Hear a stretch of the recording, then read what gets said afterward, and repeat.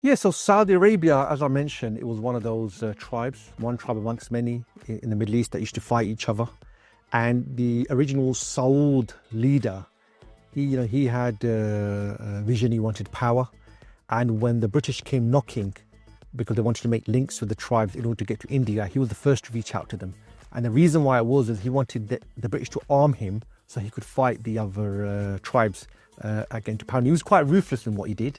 And then obviously he aligned with the religious faction there, the Wahhabis, to give himself religious cover. So since that time, what the original Saud did was he intermarried into all the other families. So they're now with him. They're not against him.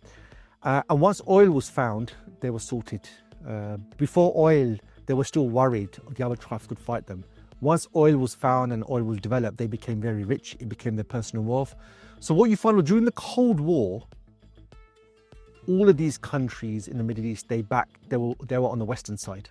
And that's why Britain and America, although they were competing in the region, on the Cold War, they were on the same side. But as we saw now, as Britain declined over the years, America has managed to get more influence over the leaders. So MBS is very close to Trump. His father was also very close to America. You had King Abdullah in the past, who actually was close to Britain. So you find that depending on where the king comes from, depending on what his position was before, that would indicate which country he's loyal to. But it looks as though now, really, America's got a firm grip over this country. And it's not even like Saudi even hiding it. You know, they're loyal to America. MBS actually said in an interview not long ago, he was interviewed by, I think, the Washington Post. And they asked him that, your uncles who backed jihadi groups back in the day, don't you think they went a bit too far? And he goes, yeah, we did go too far with supporting jihadi groups and the Wahhabism in the country. But then he said something very interesting. He goes, but the reason why we did this is because this is what America told us and asked us to do for the Cold War.